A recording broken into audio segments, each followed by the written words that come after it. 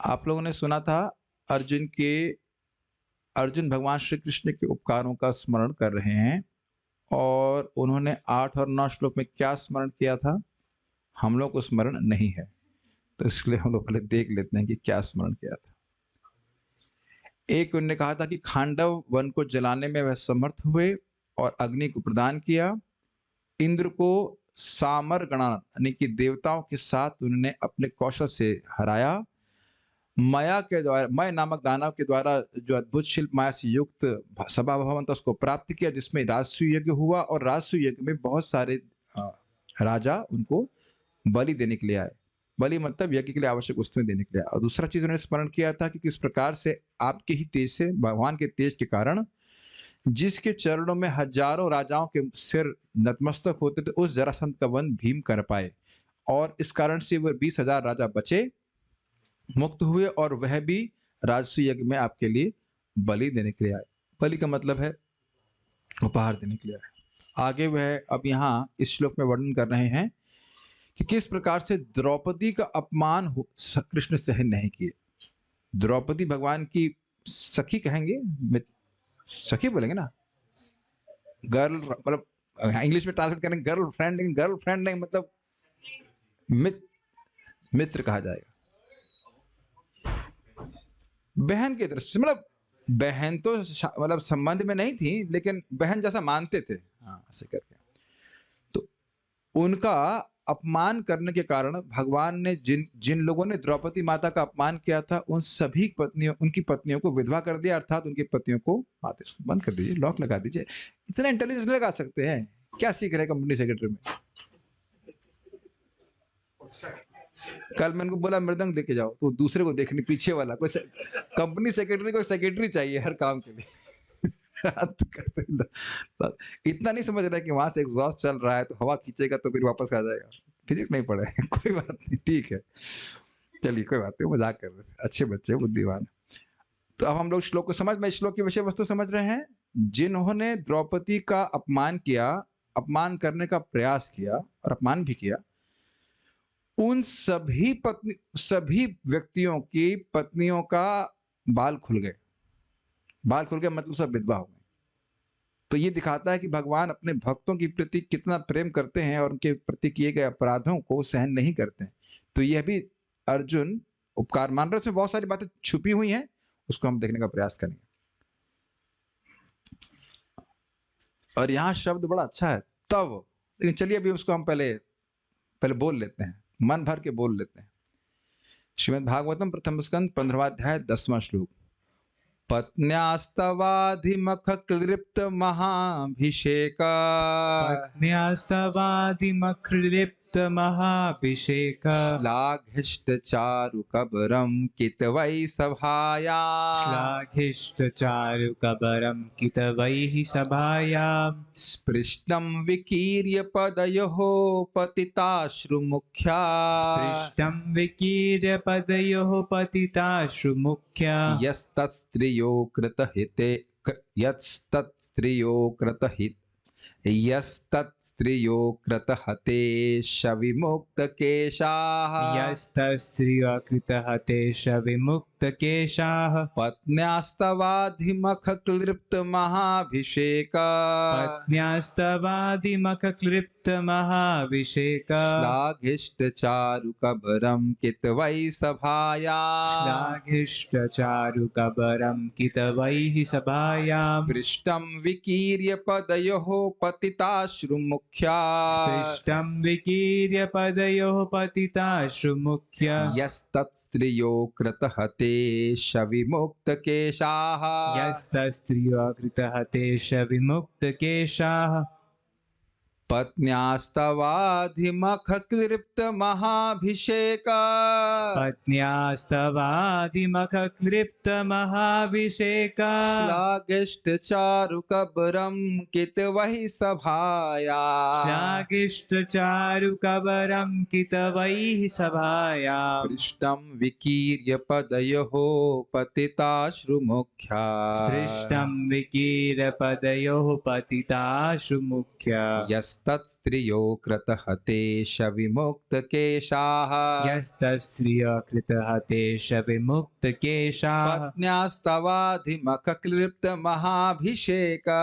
पत्न्यास्तवादिमखक्लिप्तमहाभिषेका श्लाघिष्टचारुकबरं कितवहि सभाया श्लाघिष्टचारुकबरं कितवै सभाया स्पृष्टं विकीर्य पदयोः पतिताश्रुमुख्या स्पृष्टं विकीर्यपदयो पतिताशु मुख्या यस्तस्त्रियो कृतहतेश विमुक्तकेशाः यस्तस्त्रियो कृतहतेश विमुक्तकेशाः पत्न्यास्तवाधिमखक्लिप्तमहाभिषेका पत्न्यास्तवादिमखक्लिप्तमहाभिषेका श्लाघिष्टचारुकबरं कितवै सभाया श्लाघिष्टचारुकबरं कितवै सभाया स्पृष्टं विकीर्य पदयोः पतिताश्रुमुख्या स्पृष्टं विकीर्यपदयो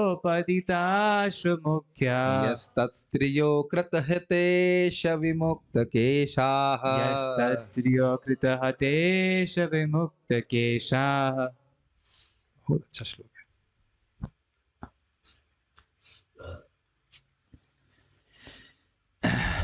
उन्होंने ही उन दुष्टों की पत्नियों के बाल खोल दिए।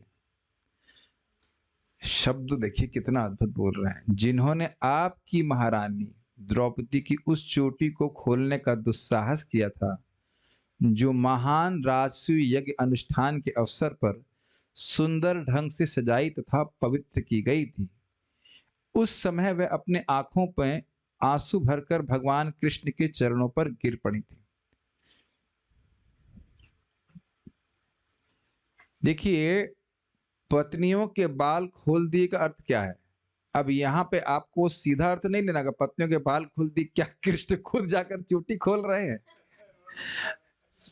ये आप समझ रहे हैं, भागवत में ध्वनित अर्थ लेना पड़ता है। तो यहाँ पे ये अर्थ नहीं लेना होगा कि भगवान कृष्ण जाकर खुद चोटी खोल रहे हैं। चोटी खोलने का अर्थ क्या है कि उनके पति मारे गए।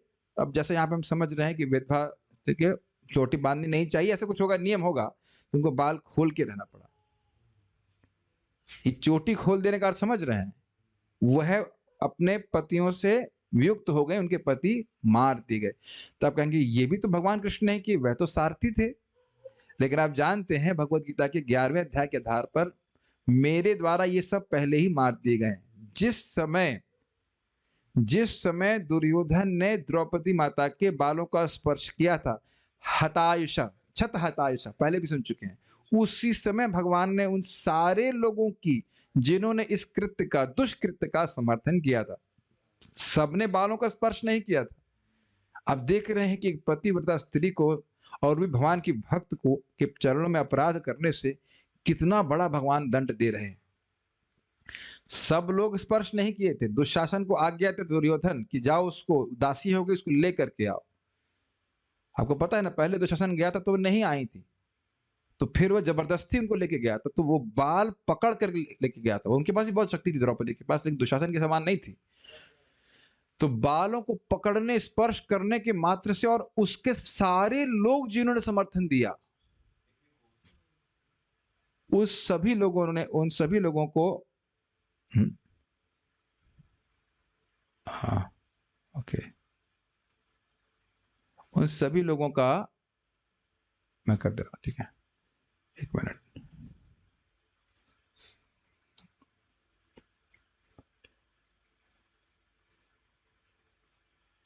उन सभी लोगों को भगवान ने इस प्रकार से दंड दिया कि उन पत्नियों के सबके बाल खुल गए। बाल खुल गए मतलब वो सब विधवा हो गए। अब आप देखिए किस प्रकार से ये बात हो रही है। महारानी द्रौपदी, और किसकी महारानी बोल रहे हैं? तव, आपकी। देखिए क्या भाषा उपयोग कर रहे हैं। द्रौपदी को जीते कौन थे? अर्जुन। ये नहीं बोले हमारी वाइफ का हमारी वाइफ नहीं बोल रहे हैं, आपकी महारानी। कितनी सभ्य भाषा है, पहले तो ये देख लीजिए। इससे मतलब अपने प्रति तो उपकार है ही, युधिष्ठिर महाराज आप पर भी कितना बड़ा उपकार है, ये बात आप थोड़ा स्पष्ट समझ ही रहे होंगे। बहुत छोटे-छोटे शब्द हैं क्योंकि बहुत महत्व है। अर्जुन बोल सकते हैं मेरी वाइफ़ का लेकिन मेरी वाइफ़ नहीं बोल रहे हैं, द्रौपदी उनकी भी पत्नी थी। लेकिन आपकी पत्नी बोले तब अब देख रहे हैं संबंध और जागृत हो रहा है कि इससे कृष्ण का उपकार युधिष्ठिर महाराज पे बहुत अधिक है। ठीक? क्लियर समझ में आ रहा है ना? बोलते नहीं आपका बेटा है, आपका बोलने से हाँ, बोलते हैं आपका बेटा है ऐसे करके। हाँ। लेकिन आप समझ रहे संबंध पुष्ट होता है सब। अब थोड़ा समझने का प्रयास कीजिए। यहाँ बोल रहे हैं कि उस चोटी को खेल खोलने का दुस्साहस किया था जो महान राशि यज्ञ अनुष्ठान के अवसर पर सुंदर ढंग से सजाई तथा पवित्र की गई थी। अब अगर सीधे-सीधे कोई पढ़ेगा और उसको ज्ञान नहीं होगा, तो ऐसा सोचेगा कि राजसूय यज्ञ में चोटी सजाई गई और तभी चोटी को स्पर्श किया गया, लेकिन ऐसा नहीं है, ये 2 अलग-अलग घटनाएँ हैं। राजसूय यज्ञ होना जिसमें द्रौपदी द्रौपदी मुख्य रानी है, तो उनका उनका भी जो उसका यज्ञ का पवित्र जल रहा होगा, जैसे यहाँ पे बताया गया है, उससे उनके बालों का मतलब मार्जन हुआ कह लीजिए, उनको अभिषिक्त किया गया बालों को और सजाया गया था।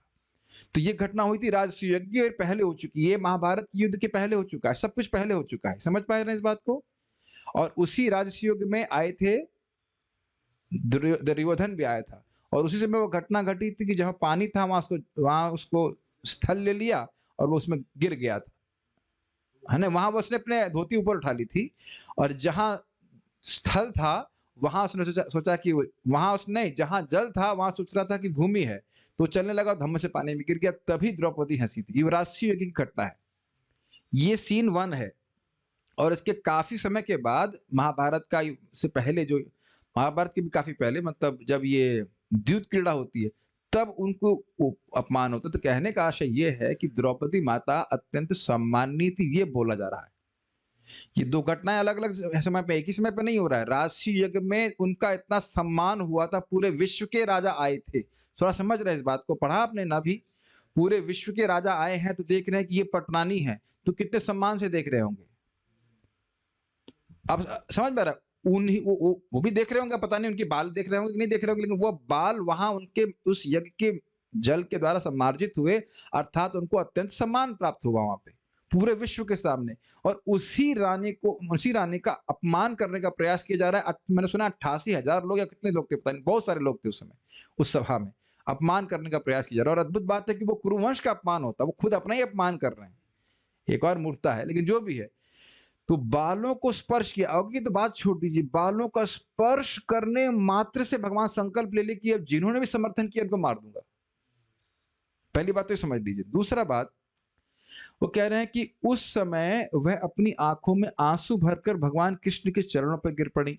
तो यह घटना बड़ी अजीब से लगेगा आपको, भाई ये कैसे हो रहा है? भगवान तो उस द्यूत क्रीड़ा में साक्षात उपस्थित नहीं हुए थे, कपड़े के रूप में आए थे। ये पता होना चाहिए आपको। लेकिन आपको समझ में आना चाहिए कि वो भाव रूप से ही प्रणाम कर रही थी, पूरा समर्पित हो गई थी और आप जानते हैं कि वो जब वो बच गई थी फिर वो मतलब भगवान के चरणों में गिर पड़ी थी। आप समझ रहे हैं? इसके लिए कोई आवश्यक नहीं कि भगवान सामने हो। गजेंद्र के भगवान सामने नहीं थे, लेकिन वहां आप गजेंद्र स्तुति में पढ़ेंगे तो उसमें देख रहे हैं कि श्रुत्य आप उस स्तुति को सुन करके, यद्यपि भगवान तथाकथित रूप से बाहर है, दूर है, वैकुंठ में ऐसे कहेंगे कि तो हृदय में है, भगवान तुरंत प्रकट हो गए। तो ये थोड़ा इन शब्दों को समझना पड़ेगा। आप कहेंगे भगवान तो सामने नहीं थे उस क्रीड़ा में, लेकिन आप जानते हैं कि अलग अन्य लोग नहीं लक्षित कर पाए थे, लेकिन भगवान को वो देख रही थी कि भगवान ही वस्त्र बन करके आए हैं, मेरी रक्षा की है। तो ये सारे अनुवाद को आप ठीक से समझ पा रहे हैं? ठीक है।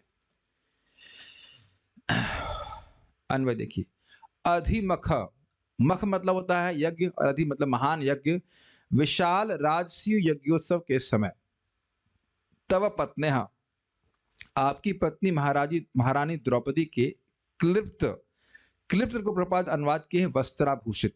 आचार्यों ने इसको अभी अनुवाद किया है रचित। मतलब आपने देखा होगा कि भाई स्त्रियां चोटी बनाती हैं पर उसके ऊपर वो चुन्नी भी रखेंगी, उस पर कभी कुछ कपड़ा भी बांध देती होंगी जिससे सुंदर और लगता है। वो क्या होता है आजकल तो रिबन बांधते, क्या बोलते हैं डिटेल्स नहीं पता, रिबन बांधते हैं ना, रिबन बैंड होता है, बहुत सारी चीजें बांधते। तो एक भक्त पूछ रहे थे कि भाई कपड़ों से कैसे आभूषित हो जाता है बाल, लेकिन होता है तरीका। पहले बात बाल होने चाहिए, आजकल तो सब बॉब कट हो जाता है, तो बॉब कट को कैसे कैसे आभूषित करेंगे उसको तो कठिन है, लेकिन उनके बाल थे और काफी लंबे बाल थे, सुंदर बाल थे, तो उसको उन्हें आभूषित, बेसिकली रचित मतलब सज्जित। एक होता है ना फैले से बाल होते हैं, और दूसरा होता है कि सुंदर तरह से सजाते हैं। बहुत तरह से माता जी लोग का स्टाइल पता रहता है, वो अलग-अलग स्टाइल से बाल सजाते हैं। तो वहाँ सजाया गया था। आप जानते हैं सजाया गया था मतलब बहुत सी सैरेंद्रियाँ समझते हैं? आप सैरेंद्रियाँ मतलब सजाने वाली होंगी वो, हाँ, मेकअप आर्टिस्ट इंग्लिश में कह सकते हैं। वो उन्होंने उसको सजाया हुआ था। महाअभिषेक मतलब अच्छी तरह पवित्र की गई, मतलब जो यज्ञ के समय कोई जल या पवित्र जल रहा होगा, उससे उस बाल का मार्जन हुआ। मतलब कहने का अर्थ है कि उस महान यज्ञ में उनको अत्यधिक सम्मान प्राप्त हुआ। और इस श्लाघिष्ट, श्लाघा का मतलब होता है महिमा बोलना, तो श्लाघिष्ट का मतलब हुआ इस प्रकार महिमावान। उस यज्ञ के जल से जिसकी चोटी को धुला गया या पवित्र किया गया, वो कितनी महान स्त्री होगी, ये कहने का आशय, कितनी सम्माननीय होगी। और इस कारण से चारु कबरम, चारु तो समझते हैं सुंदर, और कबरम मतलब बालों की चोटी, ये सब था। ये सब उनके बालों के बारे में बता रहे हैं। तो उनको कितवई सभायाम, दुष्टों के द्वारा सभा में, अर्थात द्यूत क्रीड़ा वाली सभा में, विकीर्य खोलकर, स्पृष्टम और पकड़े जाने पर, बाल उनके खोल दिए गए थे और बालों को स्पर्श किया गया था। बालों को स्पर्श किया गया था और बाल खोल गए थे, ये समझना होगा। यह पदयो, वह द्रौपदी जब भगवान श्री कृष्ण के चरणों पर, पदय मतलब द्विवचन में दोनों चरणों पर, पतिताश्रु मुख्या, गिरी आंखों में आंसू थे। समझ में आ रहा है? आंखों में आंसू भरकर गिर पड़ी। ये समझ पा रहे हैं शब्दों को, नहीं समझ पा रहे हैं?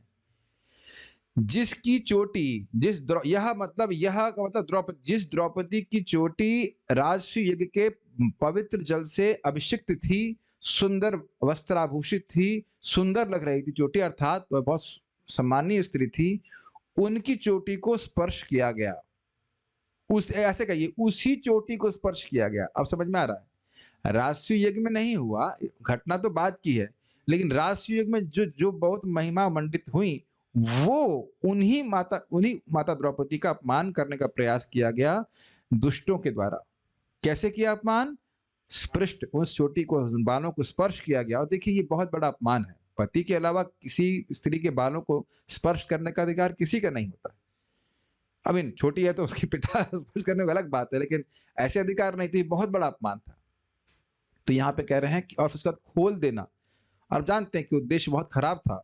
अरे उद्देश्य खराब हो अच्छा, मतलब तुम्हारा अधिकार ही नहीं है, सीधी बात है, अधिकार ही नहीं है, चुनने का अधिकार नहीं है, ये बात।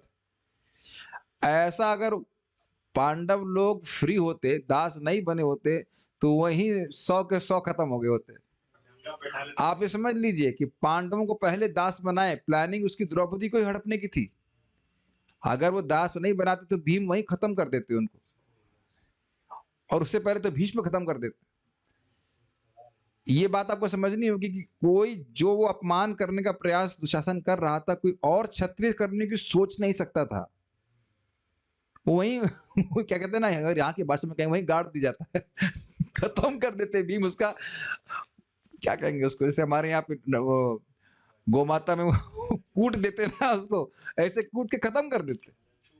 हम लोग कल्पना नहीं कर सकते कि तो कीचक ने हल्का सा प्रयास किया और देखो खत्म कर दिया कीचक को, अकेले भीम ही खत्म कर दिया। उसके पास भी 10,000 हाथी का बल था, खत्म फिनिश कर दिए थे। तो आप समझ रहे हैं कि वो कोई सत्ता नहीं रहती उन लोग की, सारे उसी दिन सब खत्म। इसलिए बड़ी चतुराई से पहले उनको दास बनाया ताकि कुछ कर ना सके। हम लोग कल्पना नहीं कर सकते कि क्षत्रिय होने के नाते भीम का खून कितना खौल रहा होगा।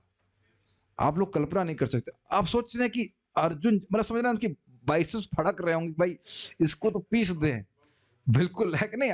मान लो कोई भाई पति सामर्थ्य नहीं है तो एक अलग बात है, उन पांचों पतियों को इतना सामर्थ्य है और उनके सामने इस प्रकार का अपमान, ये एक्चुअली असहनीय बात है, असहनीय बात। ये हम सहन नहीं कर सकते, है कि नहीं? कोई नहीं सहन कर सकता, ऐसा छोड़ दीजिए, कोई नहीं सहन कर सकता, और सामर्थ्य होने के बाद भी नहीं कर पा रहे हैं। भगवान ने बड़ी सही में बहुत बड़ी परीक्षा लेती है, तो बहुत ज्यादा परीक्षा है, टू मच ऑफ अ परीक्षा से करना चाहिए। मर जाए कोई व्यक्ति तो भी सहन नहीं, लेकिन ऐसा अपमान तो बहुत बुरा हुआ ना। भगवान भी सहन नहीं किए, तो कह रहे इस अपमान के कारण वह पदयो, मतलब जब भगवान श्री कृष्ण के चरणों पे, आप समझ रहे हैं भगवान कृष्ण वहां पे अन्यों के द्वारा लक्षित नहीं थे, लेकिन द्रौपदी माता को दिख रहे थे। बहुत सुंदर बात भक्ति रसामृत सिंधु में एक श्लोक कोट किया गया है रूप गोस्वामी के द्वारा, कि द्रौपदी जब पुकार रही थी, हे द्वारकाधीश, और क्या शब्द था?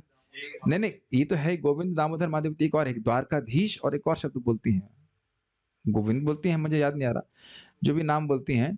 तो कृष्ण रुक्मिणी जी के साथ में थे द्वारका में, और तुरंत वो खड़े हो गए। तो क्या हो गया? कहते हैं मेरा भक्त की कठिनाई है, मेरा भक्त द्रौपदी मुझे पुकार रही। तुरंत वहां द्वारका से भगवान इधर बड़ा ही अद्भुत प्रसंग है, बहुत अद्भुत प्रसंग है। तो कृष्ण इस प्रकार से उनकी रक्षा करते हैं, और वो अब समझ रहे हैं, रो रही थी मतलब कृष्ण सामने, उनके सामने है, अन्य लोगों के सामने नहीं दिख रहे, अलक्षित रूप से वो थे वहां पे। तो ऐसे गिर पड़ी, दो बहुत रो रही थी। तो पतिताश्रम मुखिया बड़ा स्पष्ट है, उनके चेहरे पे मुख्य रूप से आंसू ही आंसू दिख रहे थे, वो गिर गई थी उनके चरणों पे। तत्स्त्रिया, तत् स्त्रिया,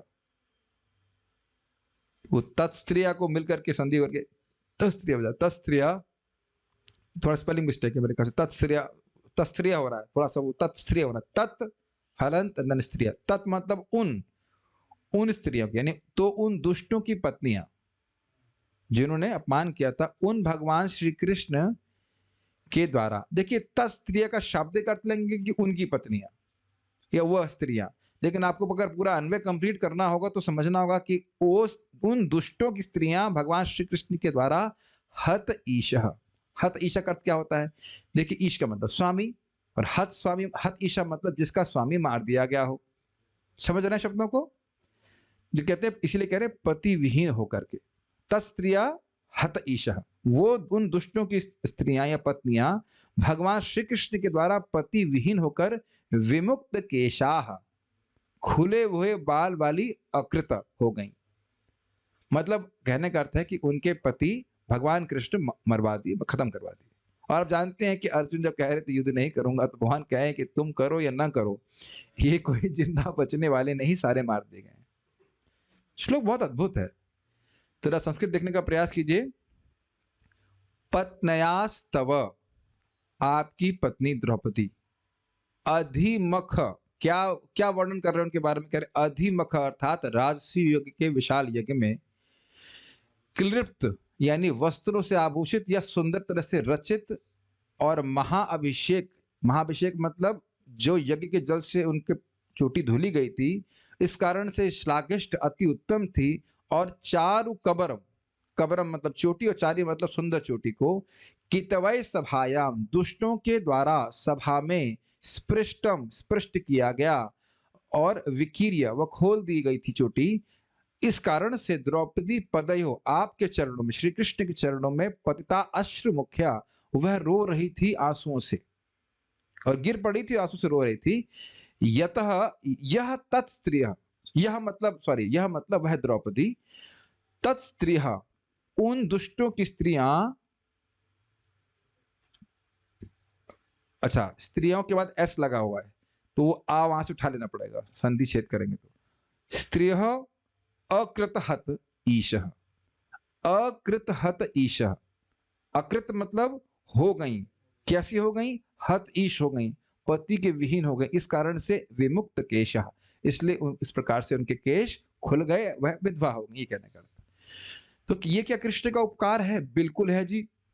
देखिए, अब हम बदला इसी बदला तभी लेंगे जब हमारा किसी से प्रेम हो और उससे कोई द्वेष करे, तब तो हम बदला लेंगे। दुनिया में बहुत लोग मारे जा रहे हैं, बहुत लोग से अन्याय हो रहा है, सबके प्रति हमारी भावना नहीं होती कि हम उसके लिए लड़ाई करें या उसका बदला लें। इसमें कुछ समझ में आ रहा है कि नहीं आ रहा है? इसी से बात है, यानी कि संबंध का अनुभव होने के कारण व्यक्ति बदला ले रहा है, तो कोई बहुत आसान बात है। तो अब यही बात वहां पे अर्जुन युधिष्ठिर महाराज को समझा रहे हैं या प्रस्तुत कर रहे हैं कि तब पत्नियां, आपकी पत्नी से भगवान कृष्ण कितना प्रेम करते थे। बात यहाँ पे आ रही है, तो ये तो हम महाभारत में पढ़े थे कंडेंस वर्जन, बड़ा अच्छी बात थी कि एक बार भगवान कृष्ण हस्तिनापुर में फल काट रहे हैं, भगवान भी लीला करते हैं, खुद फल अपना ही काट रहे हैं चक्कू से, और उस चक्कू से उनका हाथ कट जाता है, हल्का सा कट गया।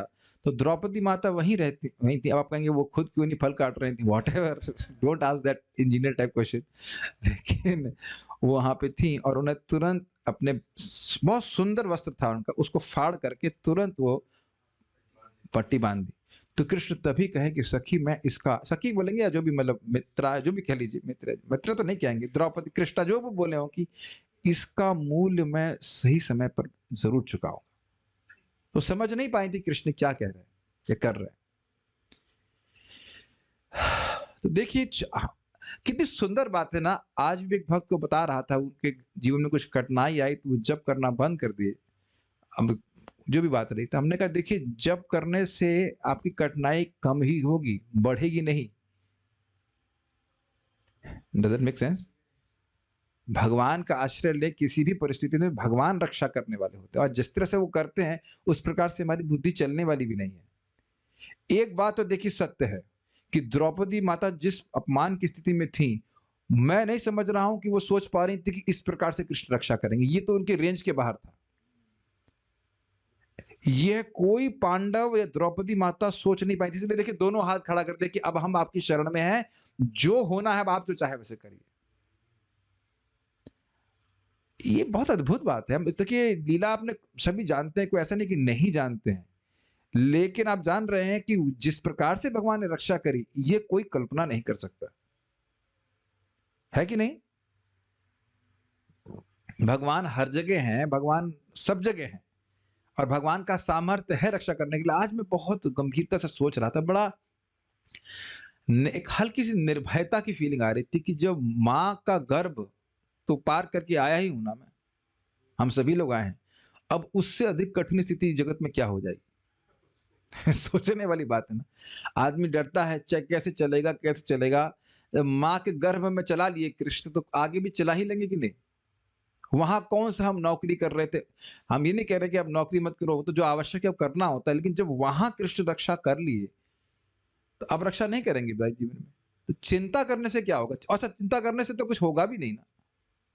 यानी और बात मन में आ रही थी कि इतना चिंता क्यों करे कोई व्यक्ति। देखिए आज अगर आज दिन में चेक कीजिए, किसी चीज का भय है क्या, बीमारी का भय हो या कहे कि आगे ये नहीं होगा उसका भय हो, लेकिन कुछ भी स्थिति माँ के गर्भ में रहने की स्थिति से तो अच्छी ही है।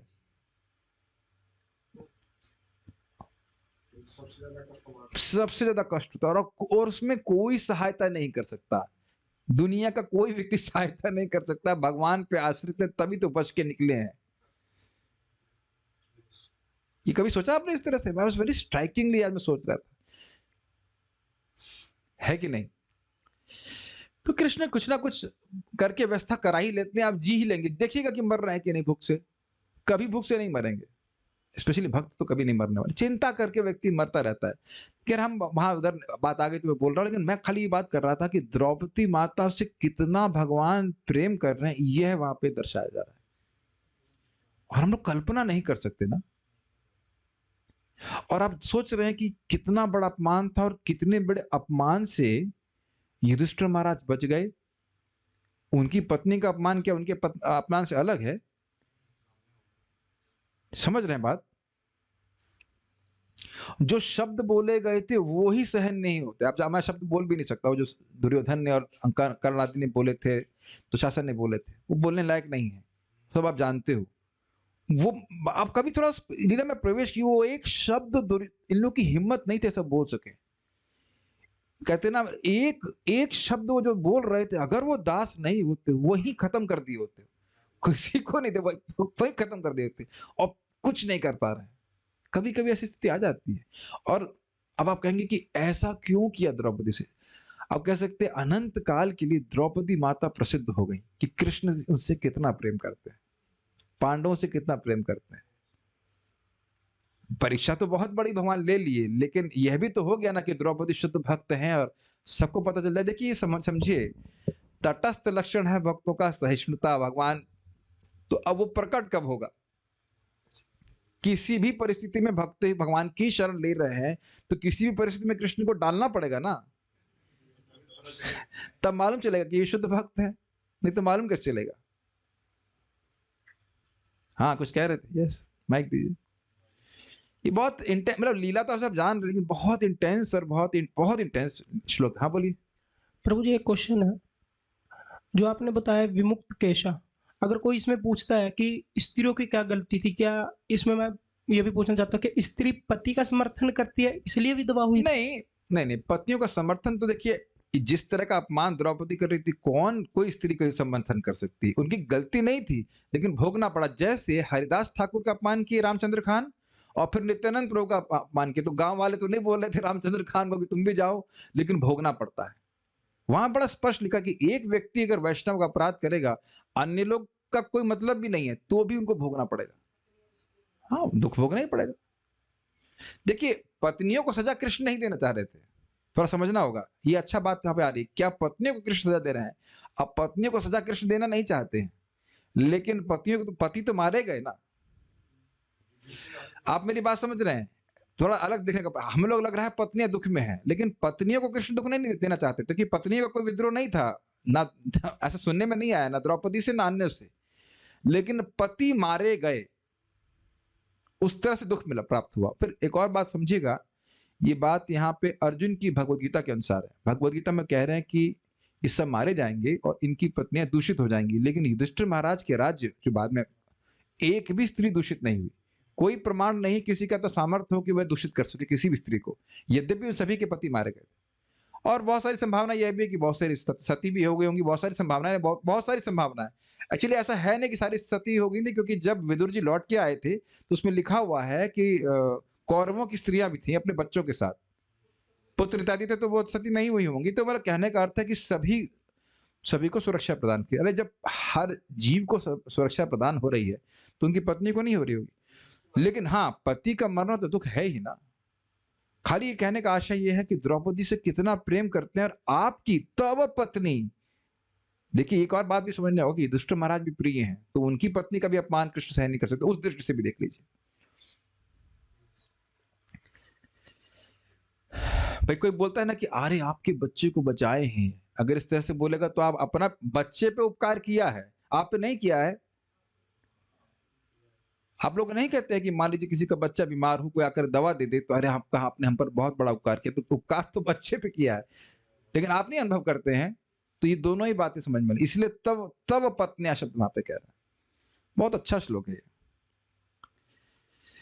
श्रीधरी, जिन दुष्ट दुशासन आदि ने आपकी पत्नी द्रौपदी के केशों को खोलकर खींचा था, उन दुष्टों की पत्नियां पतियों के मारे जाने के कारण विधवा हो गई और उनके केश हमेशा हमेशा के लिए खुल गए। वह केश कैसे थे? वह केश मतलब द्रौपदी के केश कैसे थे? द्रौपदी के केशों का वर्णन करते हुए कहते हैं, राशि यज्ञ में संपन्न महाअभिषेक के कारण प्रशंसनीय तथा मनोहर वे केश थे। द्रौपदी के द्वारा स्मरण की जाने के कारण हम लोगों पर कृपा करने के लिए पधारे हुए श्री कृष्ण को प्रणाम करते समय उसके मुख से जो आंसू भगवान के पैर पर गिरे। क्लियर समझ में आ रहा है? अन्य लोग नहीं देख पा रहे हैं कि कृष्ण वहां पे हैं, जो मेरी अंडरस्टैंडिंग है वो कोई नहीं देख पा रहा था, लेकिन जैसे हम समझ रहे हैं कि अर्जुन भी देख पा रहे थे कि यहाँ बोल रहे हैं, अर्जुन देख पा रहे हैं तभी तो बोल रहे हैं। अर्जुन देख पा रहे हैं, पांडव भी देख पा रहे हैं, और कृष्ण द्रौपदी तो देख ही रही है, और हो सकता है बीच में देख रहे हो, हम नहीं जान रहे, लेकिन देख रहे हैं। तो ठीक है, उसके कारण भगवान ने उन सबों के पतियों का वध करवाकर उनकी पत्नियों के केश को हमेशा के लिए बंधन मुक्त बना दिया, अर्थात वो विधवा हो गई। तात्पर्य, रानी द्रौपदी की चोटी अत्यंत सुंदर थी, जिसे राजसी यज्ञ के अवसर पर पवित्र किया गया था, किंतु जब वे दांव में हारी जा चुकी थी तो दुशासन ने उनके महिमा मंडित केशों को छूकर उनका अपमान किया था। तब द्रौपदी भगवान कृष्ण के चरण कमलों पर गिर पड़ी। अतः भगवान कृष्ण ने निश्चय किया कि वे कुरुक्षेत्र के युद्ध के फल स्वरूप दुशासन तथा उसके दल वालों की सारी पत्नियों के केश खुलवा कर रहेंगे। एक बहुत सुंदर बात है, देखिए, जब उसने स्पर्श किया तब बहुत सीना चौड़ा होकर के वो सोच रहा हो कि मुझे तो कोई देखने वाला नहीं है, लेकिन आपने सुना है कहावत, भगवान की लाठी में आवाज नहीं होती। सुना है? नहीं नहीं, देर वाले नहीं, स्पेशली लाठी में, भगवान की लाठी, ऊपर वाला भगवान की लाठी में आवाज नहीं होती। इसका अर्थ समझते हैं, भगवान जब दंड देते हैं तो साइलेंट मोड में देते हैं। हाँ, साइलेंट मोड में देते हैं।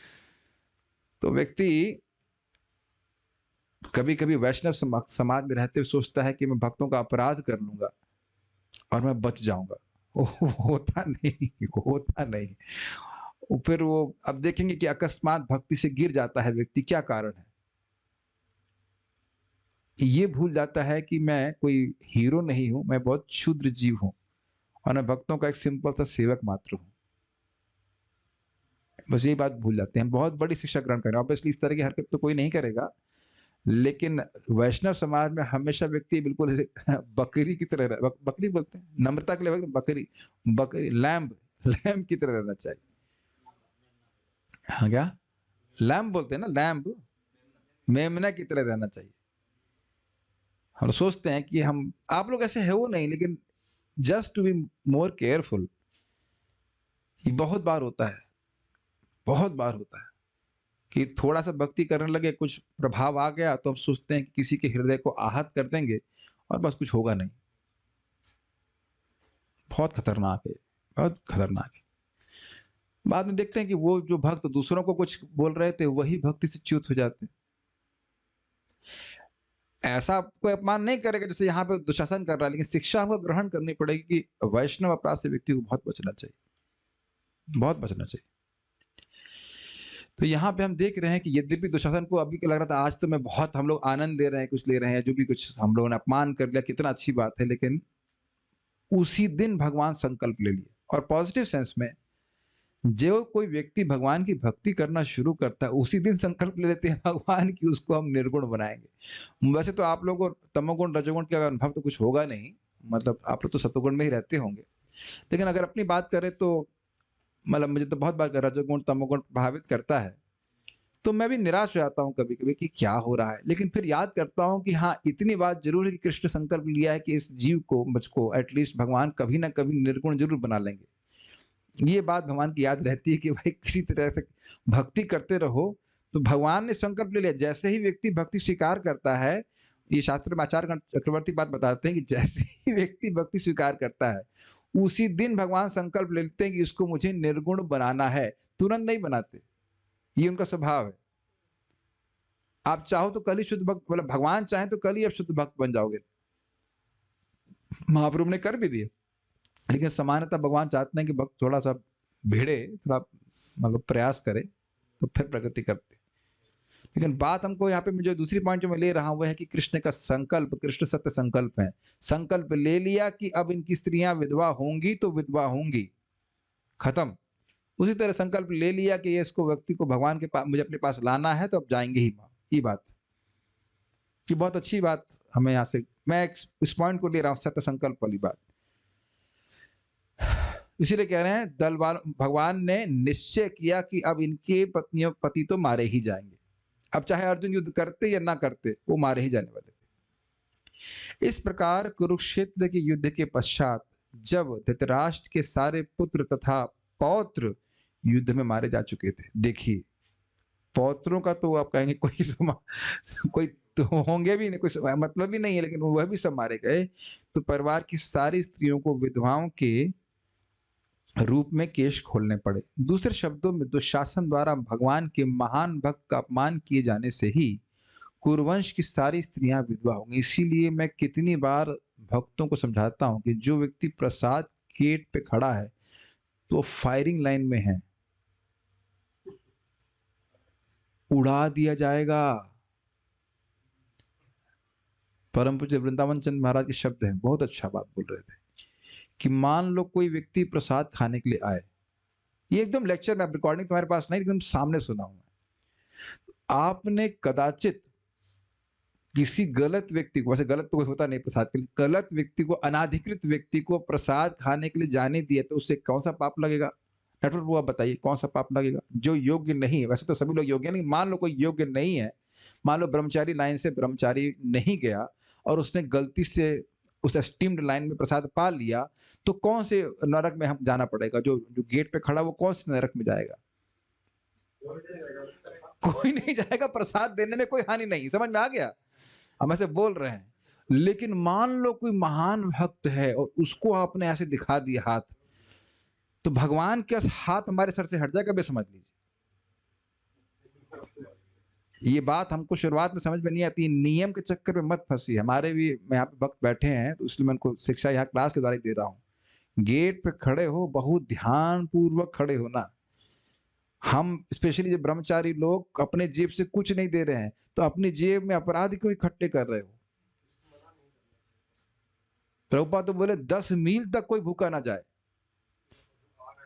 अपराध लगेगा तो अथॉरिटी नहीं बचा पाएगा, उसका सामर्थ्य नहीं है। अब मैं अगर आपको बोल दूं सीधे, यहाँ बड़ी बड़ी अथॉरिटियों को साफ हो गए, मैं एक जगह बोल रहा हूँ, बाकी सब और अन्य जगह लगा दीजिएगा। कोई, अरे शिवी महाराज, शिवी थे कौन थे जो, नहीं नहीं नहीं नहीं, राजा 48 साल तक 48 दिन तक भजन भूखे रणती देव महाराज।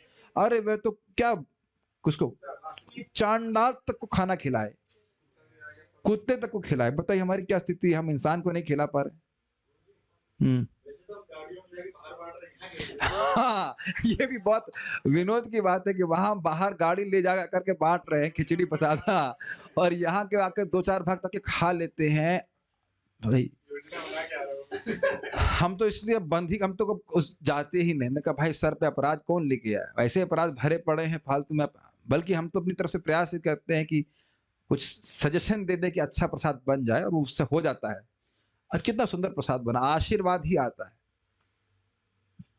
लेकिन ये बहुत खतरनाक है। मेरे से भी बहुत बार गेट पे गलतियां हो चुकी हैं, इसलिए हम अब नहीं करते। एक बार रामकृष्ण प्रभु जो 3 लाख नाम जप करते, उनको रोक दिया किसी ने। मैंने कहा भाई क्या आप लोग को भक्ति, मतलब उस व्यक्ति को भक्ति में ज्यादा, मतलब ज्यादा पॉइंट बढ़ गए कि कुछ ज्यादा भक्ति बढ़ गई है, तो नीचे कम करें, बड़ी संभाल नहीं पा रहे भक्ति। आप नहीं समझ, और स्पेशली कोई भूखा भक्ति, सुबह के समय कोई भूखा भक्त होता है, उसे रोक देना।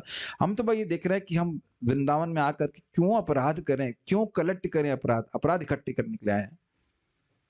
और आप ये नहीं कह सकते कि प्रभुपाद से प्रसन्न हो रहे हैं। प्रभुपाद जी तो ये चाहते थे कि मंदिर के अंदर जो भी आए उसको 5 वस्तु प्राप्त हो, गर्म पूड़ी प्राप्त हो। अब बताओ, कोई, मैं अपने मन से तो नहीं बोल रहा, लिखित बात है, वृंदावन की बात कर रहा हूं। हाँ सब, तो आप कह दीजिए कि इससे प्रभुपाद प्रसन्न हो रहे हैं।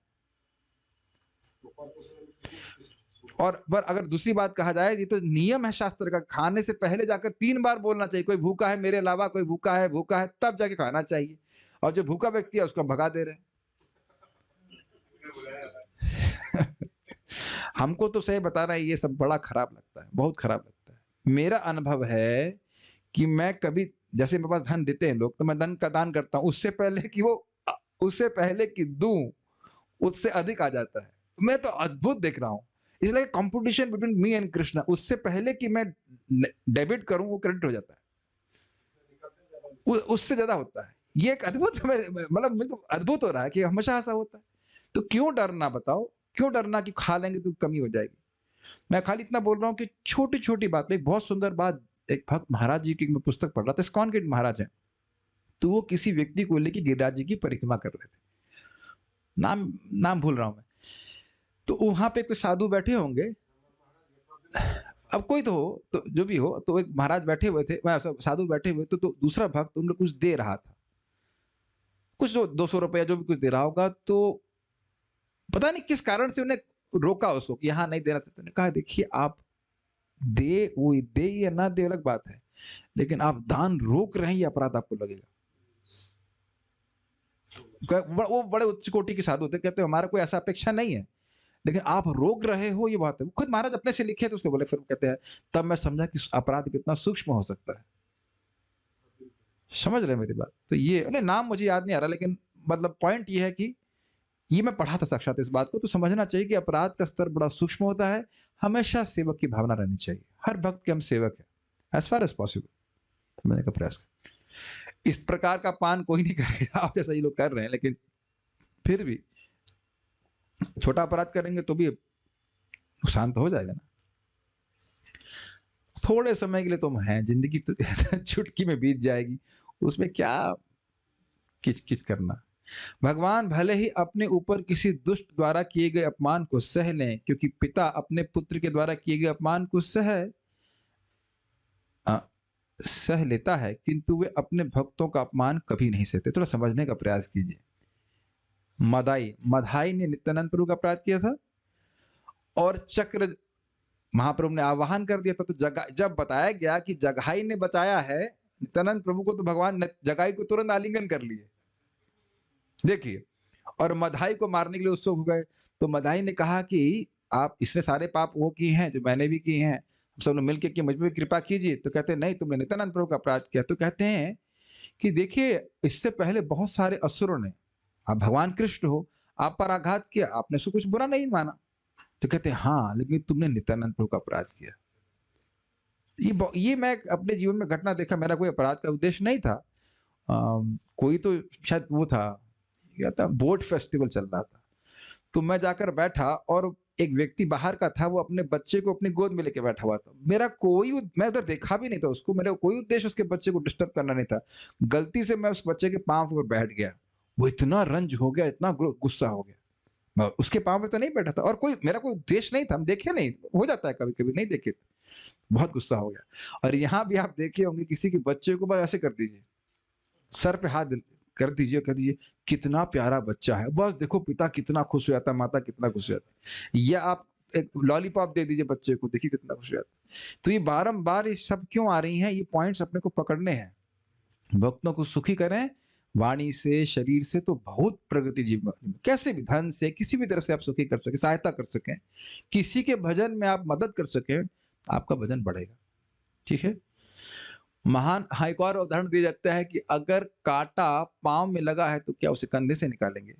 यही सबसे सुंदर एग्जाम्पल है। भक्तों का अपराध कर रहे हो, कहे भगवान से माफी मांगे तो कैसे काम चलेगा?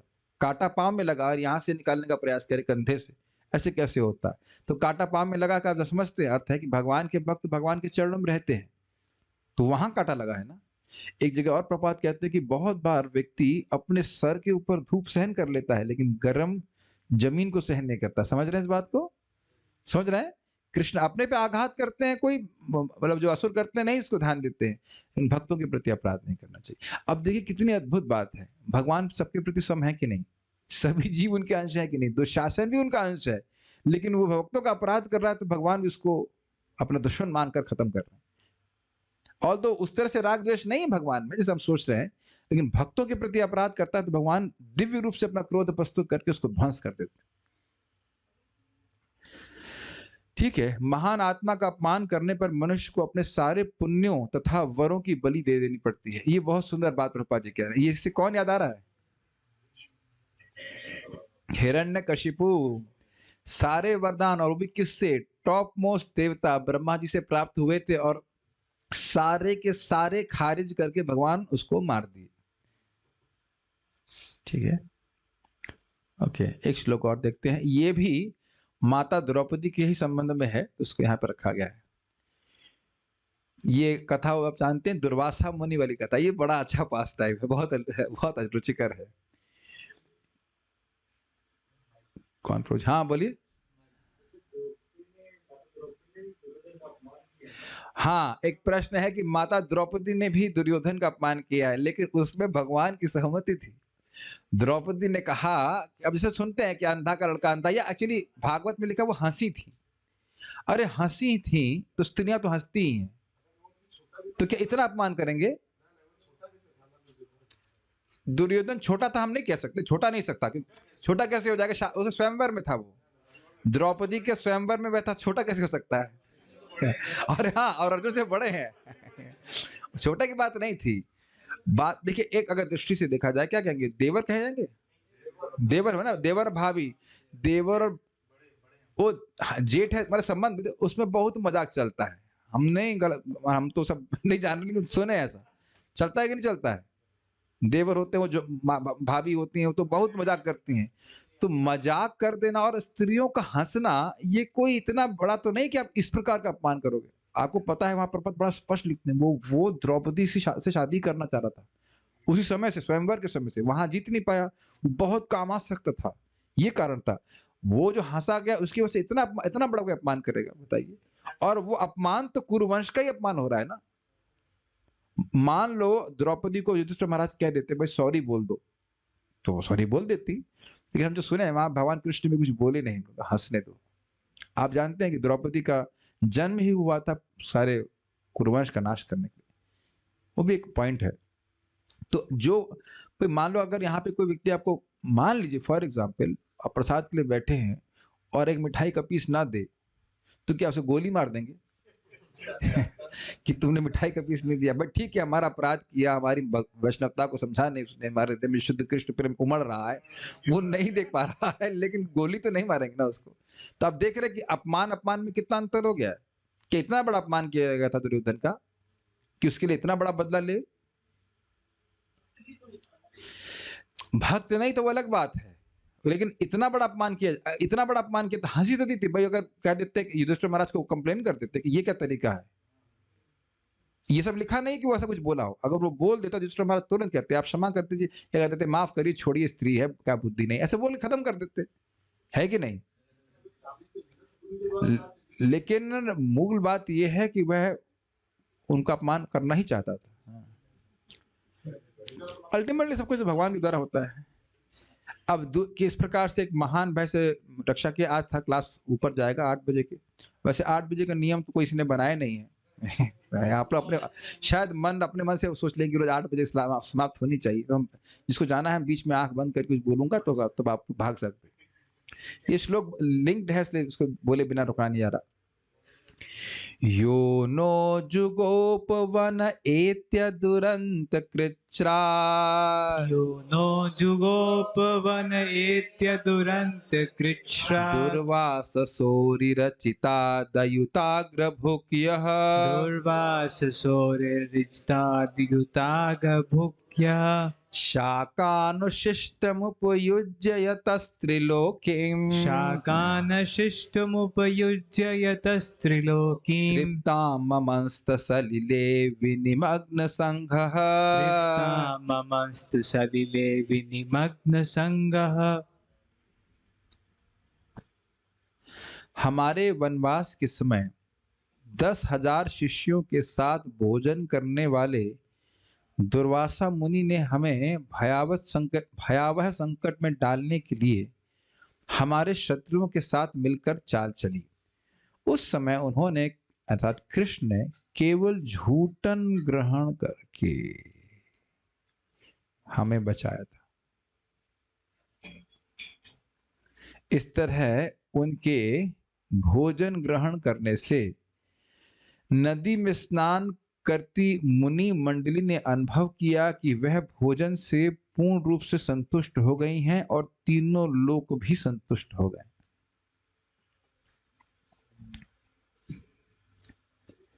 चलिए पढ़ते हैं इसका अन्वय।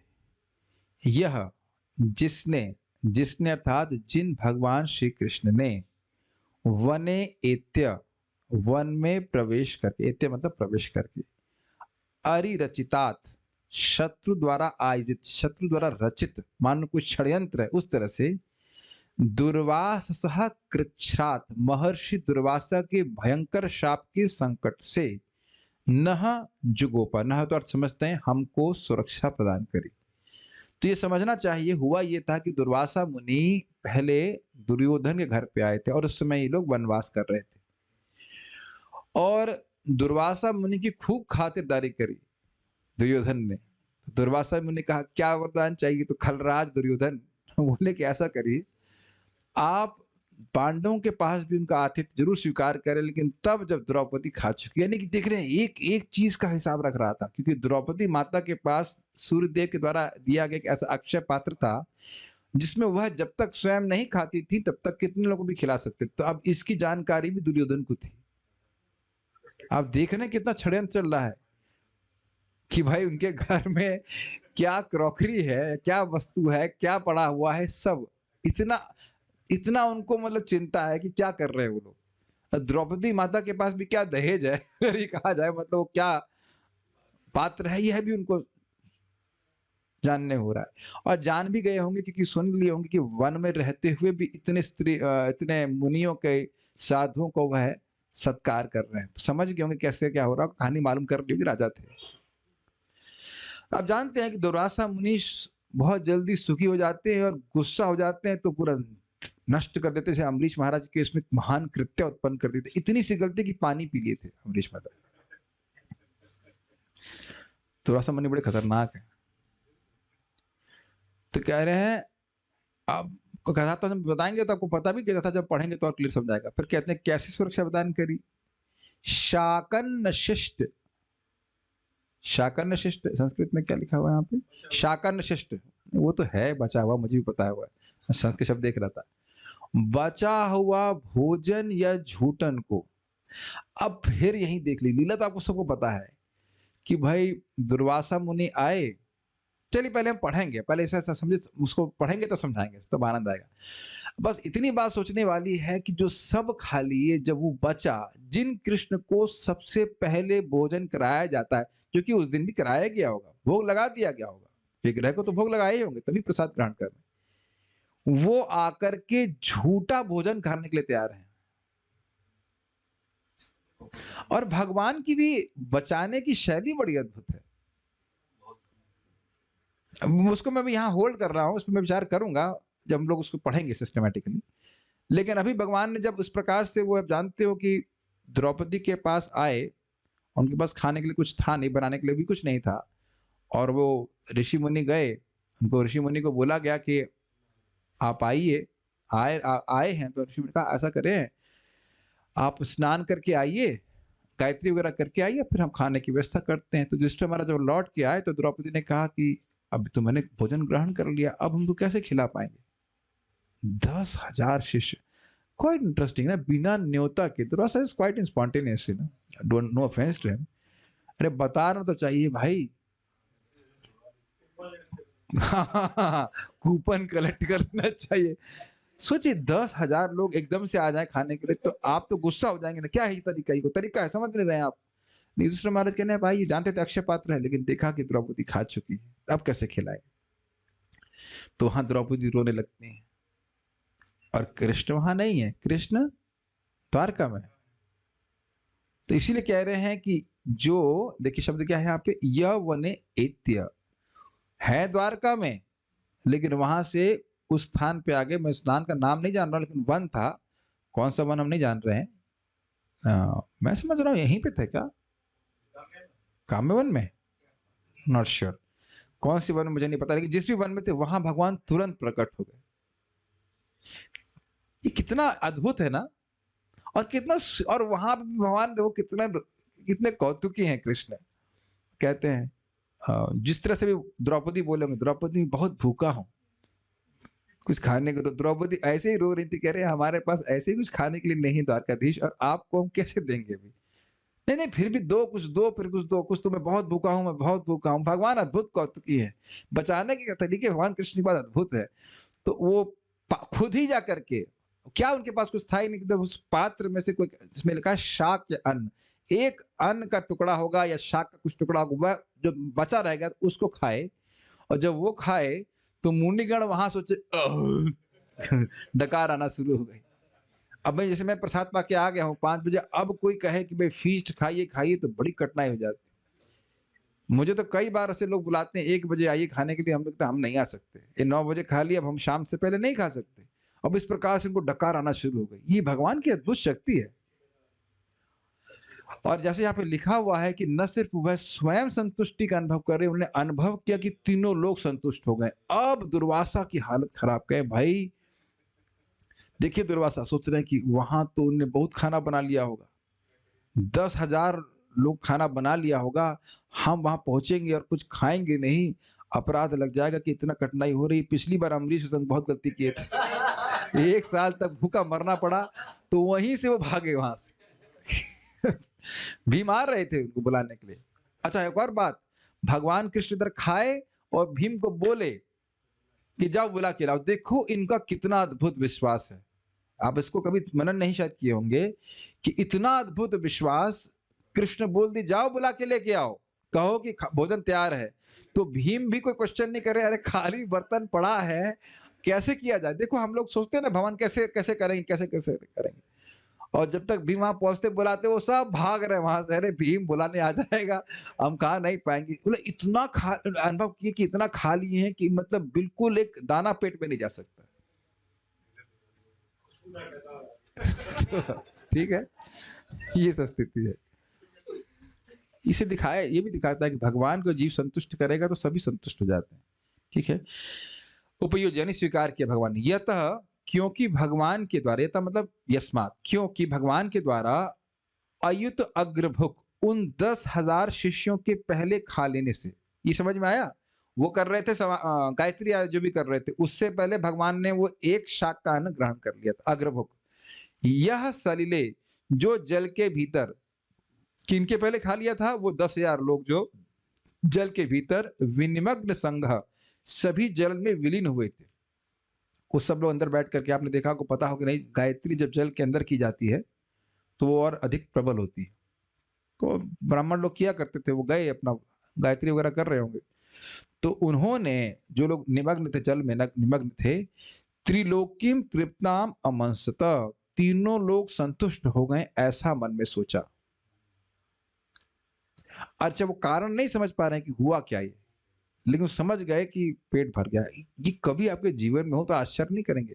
भूखे आप जा रहे हैं और एकदम लगा कि निकार आना शुरू हो जाए, ऐसा लग रहा पेट भर गया है, तो ये क्या हो गया है? रोज 9 बजे होता नहीं है, रोज 10 बजे होता है। जो खा लेते हैं, बिना खाए किसी की डकार नहीं आती। आप ये देख रहे हैं कि भगवान का बचाने का तरीका भी बड़ा अद्भुत है। तो यह नह, यह मतलब जिनके द्वारा, नह मतलब हमारी, जुगोप रक्षा की। कहाँ रक्षा करी? वनेति, वन में आकर रक्षा करी। किससे रक्षा करी? दुरंत कृच्छ्राद दुर्वाससः। दुरंत कृच्छ्राद मतलब संकट, दुरंत मतलब महान भय से, और भी दुर्वासा के शाप से। दुरंत मतलब उसको पार नहीं कर सकते, ऐसे शाप से रक्षा करी। उसका कारण क्या का था? कहते हैं अरिरचिता, शत्रु अर्थात दुर्योधन के द्वारा वह रचित किया गया था कि इनको शाप मिल जाए। उसके बाद कह रहे हैं रजतात अयुता अग्रभुक। अयुता अग्रभुक का अर्थ हुआ कि उन 10,000 शिष्यों से पहले भगवान कृष्ण खा लिए थे। यह मतलब यहां दूसरा यह का अर्थ क्या था?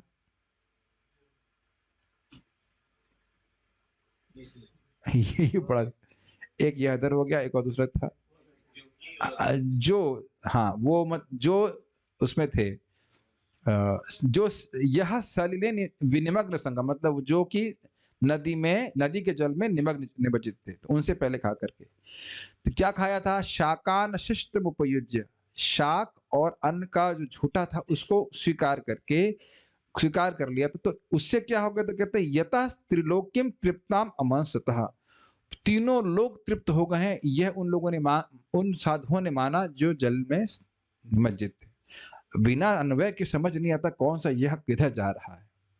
ठीक है, तो आप मोटा मोटी समझने का प्रयास कीजिए। हाँ बोलिए, कौन सी? हाँ, हमारे शत्रु से चाल चली। देखिए, दुर्वासा मुनि ने वरदान पांडवों को नहीं दिया था, पर उन्हें कुंती महारानी को दिया था। देखिए, वरदान नहीं, हुआ ये था कि दुर्योधन ने जब कहा कि आप तब जाइए खाना खाने के लिए, जब द्रौपदी खाना खा चुके, तो दुर्वासा जी को पूछना नहीं चाहिए यह क्यों बोल रहे हो। ये सोचा कि उनके बाद सोचते हैं दुर्वासा को बुद्धि नहीं है, आंख बंद करके सब समझ जान लेते हैं। क्या जरूरत थी परेशान करने के लिए किसी को? आप ही से कोई पूछे कि भाई कृष्ण हॉल में तब जाओ जब वहां पे पूरी प्रसादम सारा समाप्त हो जाए, तो आप पूछेंगे नहीं भाई कि क्या मतलब है 6 बजे जाओ 7 बजे जाओ? तो कुछ ना कुछ उधर से भी गलती थी दुर्वासा की। पूछ लेते कि भाई क्या कारण है, ऐसा क्यों कह रहे हैं, डांट लगा देते, ये क्यों बोल रहे हो कि तुम जब अक्षय पात्र से। दुर्वासा सब सर्वज्ञ, हम सब समझते हैं, तो कुछ उनकी भी गलती थी, इसीलिए भागे वो कि हम अगर आज गड़बड़ कर देंगे तो पिछली बार 1 साल भूखे मरे, तो इस बार भी दिक्कत हो जाएगी। हाँ,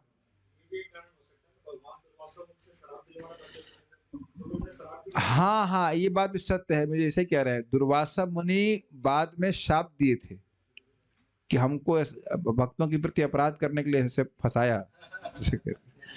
हाँ, सत्य है, ये बात भी सत्य है।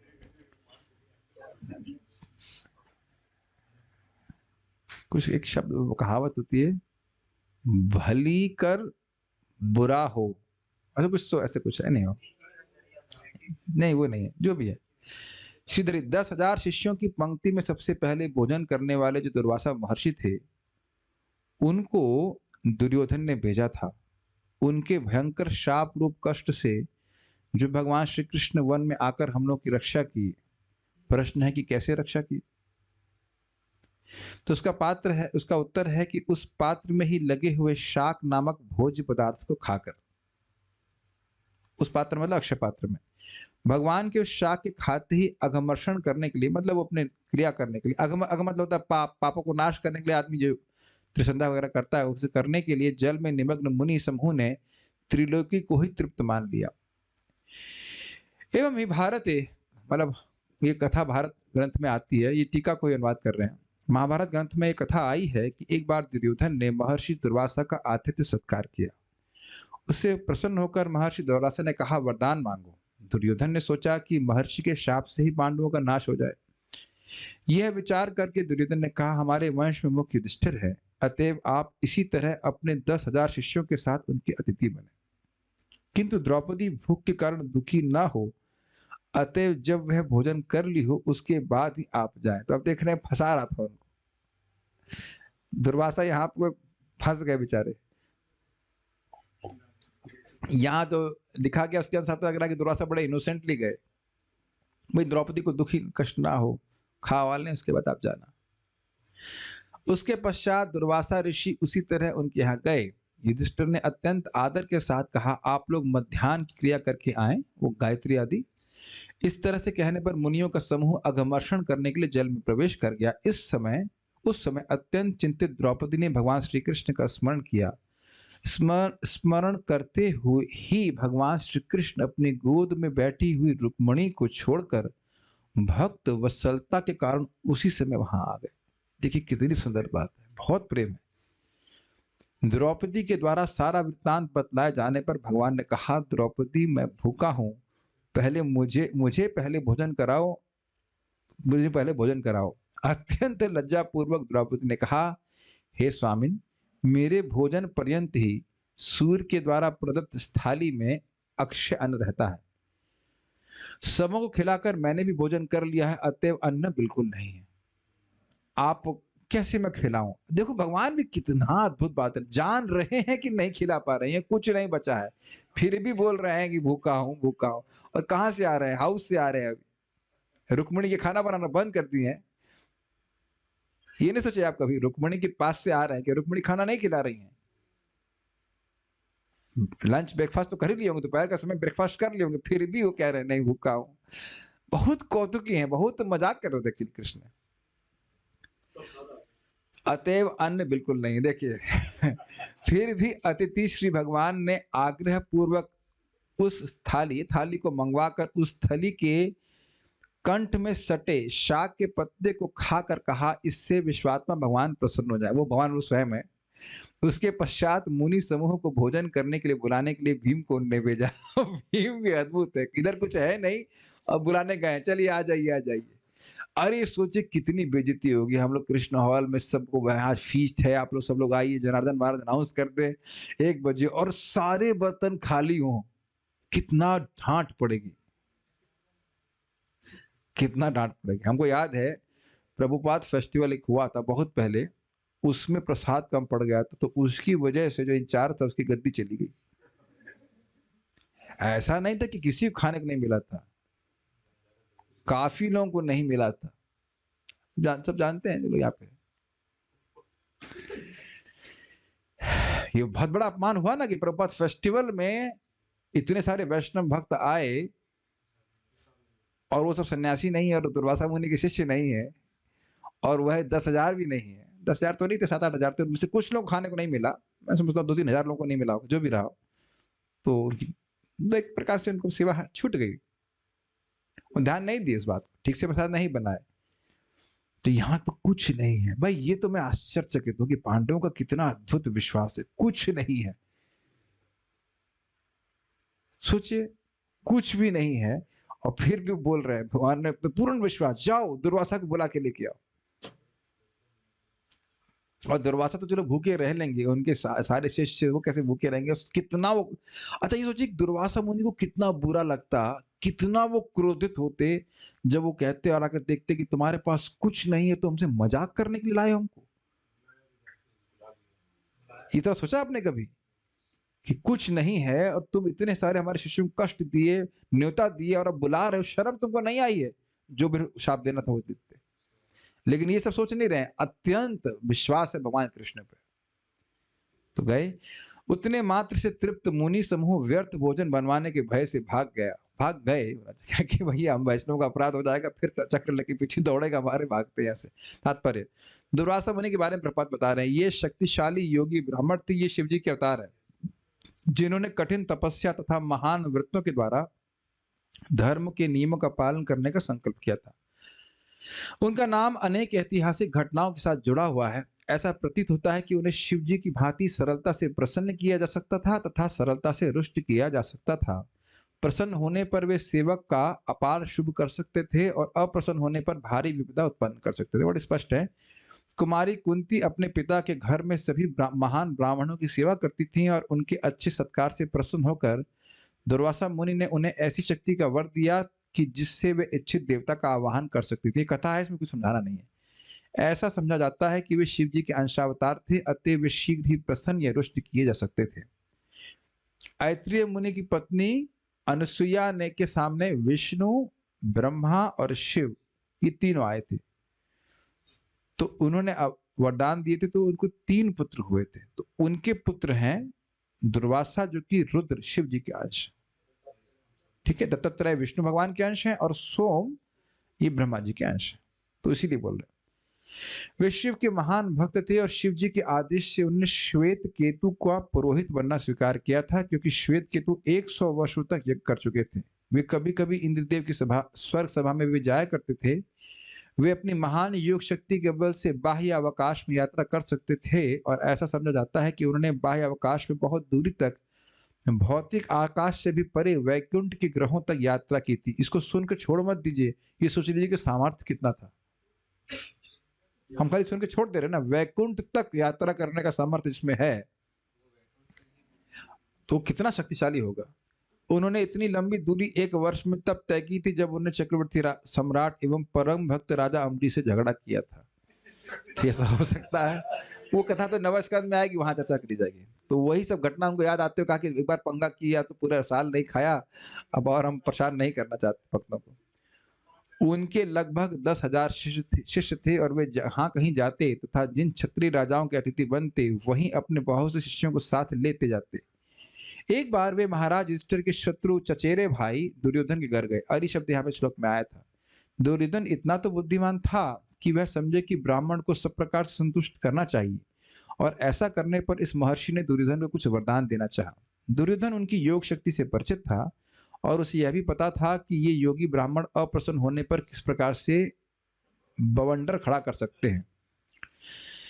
अतएव उसने ऐसी चाल सोची कि यह ब्राह्मण अपना क्रोध उनके शत्रु पांडवों पर उतारे। जब ऋषि ने दुर्योधन को कुछ वर देना चाहा तो उसने इच्छा व्यक्त की कि अच्छा हो यदि श्रीमान उसके अग्रज तथा प्रमुख महाराज युधिष्ठिर के घर जाएं, लेकिन उसने विनती की कि वे तब पहुंचे जब युधिष्ठिर अपनी महारानी द्रौपदी के साथ भोजन कर चुके हों। स्पष्ट है, दुर्योधन जानता था कि द्रौपदी के बाद 7 भोजन करने के बाद महाराज युधिष्ठिर इतने सारे ब्राह्मण अतिथियों को भोजन नहीं दे पाएंगे और तब यह ऋषि क्रुद्ध होकर महाराज युधिष्ठिर के लिए संकट उत्पन्न कर देंगे।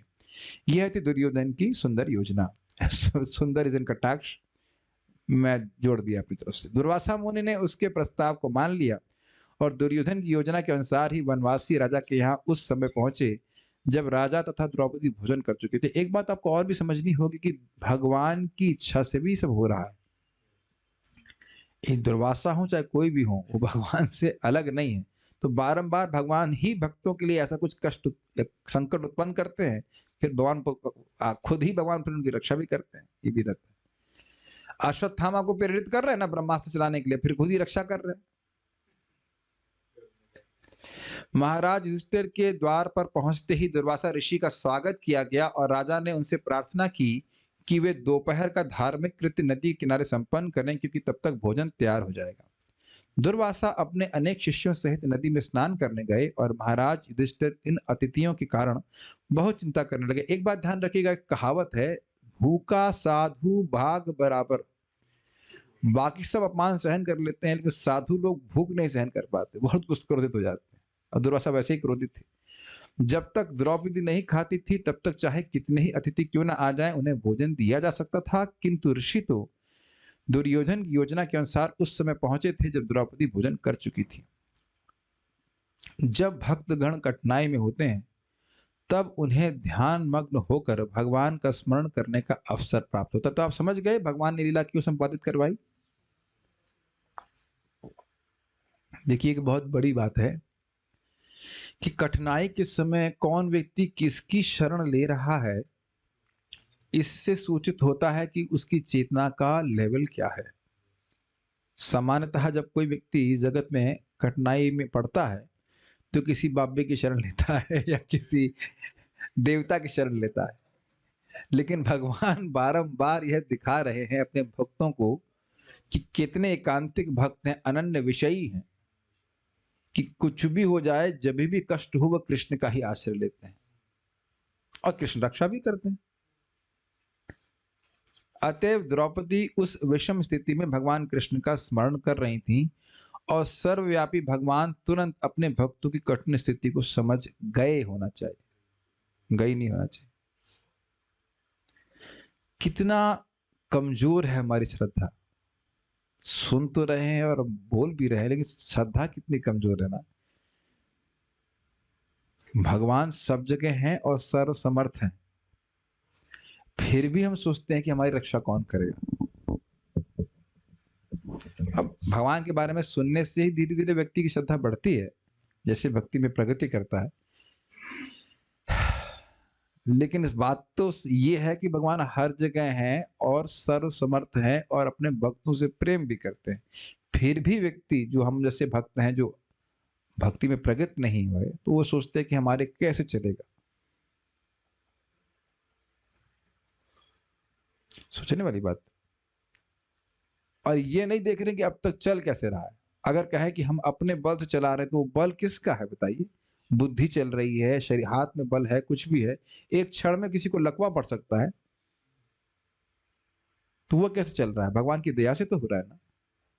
कितना हमारा शरीर कॉम्प्लेक्स है, सोचे हैं कभी। हमारा ब्रेन, हमारा पाँव, पेट, पाँव, हाथ, आंख, सब कुछ, और हम नहीं जान रहे कि वो चल कैसे रहा है कि नहीं। हम लोग तो उसको इंटेलेक्चुअलाइज ही करते रहेंगे। जो इस प्रकार के महान भक्त, उनकी सहज श्रद्धा है, कृष्ण का ही स्मरण कर। देखिए किसी और का स्मरण नहीं कर रहे, सीधे कृष्ण का स्मरण कर रहे हैं। और सर्वव्यापी भगवान तुरंत अपने भक्तों की कठिन स्थिति को समझ गए, अतः वे वहां पर उपस्थित हुए और द्रौपदी से कहा कि जितना भी भोजन बचा हो उसे वे ले आए। भगवान की बात सुनकर द्रौपदी अत्यंत खिन्न हुई, क्योंकि भोजन तो था नहीं और भगवान भोजन मांग रहे थे। ये भी भगवान ने नहीं कहा कि तुम्हें दिक्कत क्या है। आप देख रहे हैं, ये नहीं पूछे कि क्या बात है द्रौपदी, क्यों रो रही हो, क्या। सीधे आकर देखो कैसे लीला कर रहे हैं। जो नहीं है वस्तु वही मांग रहे हैं, भूख लगी है खाना दो। उन्होंने भगवान से कहा कि यदि वे खा ना चुकी होती तो सूर्य द्वारा प्रदत्त रहस्यमय थाली से वे कितना ही भोजन दे सकती थी, किंतु उस दिन वे भोजन कर चुकी थी, अतएव अब संकट उपस्थित था। वे अपनी कठिनाई बताकर कृष्ण के समक्ष रोने लगी, जैसा कि अन्य ऐसे अवसरों पर स्त्रियां करती ही हैं। तो स्वाभाविक है, मतलब कुछ कठिनाई आ जाती तो कुछ नहीं तो रो ही लें, हृदय हल्का हो जाता है। किंतु भगवान ने द्रौपदी से रसोई के पात्र लाने को कहा, जिससे वे देख सकें कि उनमें कहीं भोजन का कोई कण लगा तो नहीं रह गया। द्रौपदी के ऐसा करने पर भगवान ने देखा कि पात्र में शाक का एक कण लगा हुआ है। भगवान ने उसे निकाल कर तत्क्षण खा लिया। उसके बाद भगवान ने द्रौपदी से कहा कि दुर्वासा समेत सारे अतिथि को बुलाएं। भीम को नदी तट से उन सबों को बुलाने के लिए भेजा गया। भीम ने कहा, हे महोदय, आप विलंब क्यों कर रहे हैं, आइए, आपके लिए भोजन तैयार है। अरे अद्भुत बात है। मतलब आप ये सोचिए कि भगवान अगर ऐसा नहीं किए होते तब क्या होता भीम का। अद्भुत, मतलब क्या कॉन्फिडेंस है, पूरा भोजन तैयार है। किंतु भगवान कृष्ण ने भोजन का एक कण ग्रहण कर लिया था, अतएव नदी में स्नान करते समय अतिथियों का भी पेट पूरा भर चुका था। एक शिक्षा बहुत बड़ी मिल रही। मैं आप सभी लोगों से निवेदन करता, इसलिए जो लोग ऑनलाइन है, कि जब हमारा दर्शनार्थी खुलती है, सभी लोग भगवान को दीप दान कीजिए। आपको ये बहुत छोटा लग रहा होगा, लेकिन इस लीला से नहीं देख रहे हैं एक कण शाक का लेकर भगवान कितना दे रहे हैं बदले में। देने वाले क्या ना, ग्रहण करने वाले अगर कोई है तो कृष्ण ही। आप उनको थोड़ा सा देंगे और बदले में बहुत मिलता है। कोई गिव एंड टेक नहीं है, लेकिन कृष्ण हमेशा अपनी स्थिति से देते हैं। वो ये नहीं थोड़ा सा ले करके व्यक्ति को बहुत दे देते हैं। हल्का सा कोई नामोच्चारण भी कर देता है, नामाभास भी कर देता है तो अनंत जन्म के पाप नष्ट कर देते हैं। कृष्ण की उदार चरित्र को हमें समझना चाहिए। कृष्ण कभी नेगेटिव साइड नहीं देखते हैं कि भाई इतना भूखा था, मैं आया द्वारका से और इसने एक साग का पत्ता ही दिया। कैसे कृष्ण बोल रहे हैं। और ये बहुत अच्छी बात अगर आप देख रहे हैं यहाँ पे कि घर में कुछ भी नहीं हो तो एक शाक से भी कृष्ण संतुष्ट हो जाते। आप देख रहे हैं द्रौपदी की भावना कि कृष्ण आए हैं, मैं देने के लिए, मुझे देने के लिए तुरंत उपस्थित होना चाहिए, मेरे पास कुछ नहीं है। अगर प्रभुपाद यही बोलते हैं भोग लगाते समय वस्तुतः यही भावना होनी चाहिए कि कृष्ण हम तो बहुत गरीब हैं, हम आपको क्या दे सकते हैं, फिर भी आपकी कृपा से जो प्राप्त है वह हम आपके सामने प्रस्तुत कर रहे हैं। नहीं तो लक्ष्मी हजारों हजारों लक्ष्मी सेवा जिनकी कर रहे हैं, हमारा क्या नंबर है बताइए, हमारा क्या अगर कहें कि छपता है भगवान कृष्ण को देने के लिए। बहुत अच्छा भावना, ये नम्र भावना हमारे हृदय में हमेशा रहनी चाहिए। बहुत अच्छी बात लग रही मुझे यहाँ पे। उन्होंने सोचा कि महाराज युधिष्ठिर ने उन सबों के लिए नाना प्रकार के व्यंजन तैयार कराए होंगे और चूंकि उन्हें भूख नहीं लग रही थी और वे खा नहीं सकेंगे तो महाराज युधिष्ठिर को दुख होगा। अतएव शेषकर यही होगा कि वे वहां जाए ही नहीं। इसलिए उन सबों ने वहां से चले जाने का निश्चय किया। यह घटना सिद्ध करती है कि भगवान सर्वोत्कृष्ट योगी हैं, अतएव वे योगेश्वर कहलाते हैं। इसका अर्थ क्या है। योग मतलब जो एकदम असंभव कार्य है उसको भी संभव कर दे, वो शक्ति योग की शक्ति कहलाती है। पश्य में योगम ऐश्वर्यम, भगवान गीता में बोलते देखो मेरे इस योग ऐश्वर्य को देखो, मैं कुछ भी करने में समर्थ हूं। क्या कहते हैं वो, कर्तुम अकर्तुम अन्यथा कर्तुम सर्व, कर्तुम जो हो सकता है वो कर सकते हैं, कर्तुम अकर्तुम जो नहीं हो सकता है उसको भी कर सकते हैं, कर्तुम अकर्तुम सर्वथा कर्तुम, और जो हो चुका हर कुछ करने समर्थ है, और जो कुछ हो गया उसको वापस, मतलब कुछ हो गया उसको उल्टा भी कर सकते हैं, सब कुछ करने में समर्थ है कृष्ण। तो ये हमें क्वेश्चन ना बिठाएं कि कैसे हो गया, भगवान के अंदर योग शक्ति, यत्र योगेश्वरो कृष्ण इत्यादि आप जानते हैं। दूसरी शिक्षा यह मिलती है कि प्रत्येक गृहस्थ को चाहिए कि भगवान को भोजन भेंट करे। इसका फल यह होगा कि हर व्यक्ति संतुष्ट हो जाएगा, भले ही 10,000 अतिथि क्यों ना हो, क्योंकि भगवान संतुष्ट है। यही भक्ति की विधि है, अद्भुत भक्ति की। कितना सुंदर बात है, ये बात है ना।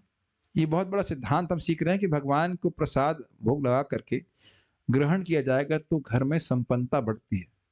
ये मैं बारंबार प्रवचनों में कह रहा हूं, देने से आता है और कई गुना अधिक आता है। भक्त को ये स्वभाव जागृत करना चाहिए। लेकिन कुछ कमेंट्स तो नहीं है, स्टॉप हियर।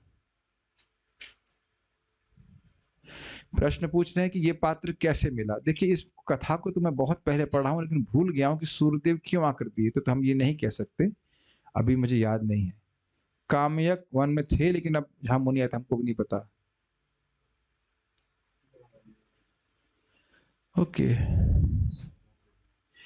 एक भक्त कह रहे हैं कि द्रौपदी ने नहीं कहा कि अंधे का पुत्र अंधा, और मुझे भी, मैं इस बात से सहमत हूं। ये खाली एक ड्रामेटाइजेशन कर दिया गया, ये मेरे मुंह से निकल गया था कि हम भी वो महाभारत देखे हैं, लेकिन हंसी जरूर थी। वो हंसी थी, वो ऐसा नहीं बोलनी थी कि अंधे का पुत्र अंधा, लेकिन वो हंसी भी क्योंकि पब्लिक में सबके सामने हंसी थी तो वह दुर्योधन को स्वीकार नहीं थी। ये बात सही कह रहे हैं। ओके, और क्या है, ठीक है, और कोई नहीं। Social stop here.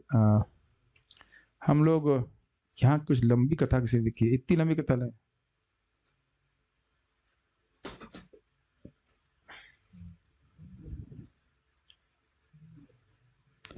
एक भक्त कह रहे हैं कि हम लोग आधुनिक गृहस्थ हैं, तो हम लोग बाहर जाकर लोग भूखों को नहीं बुला सकते हमारे घर पे,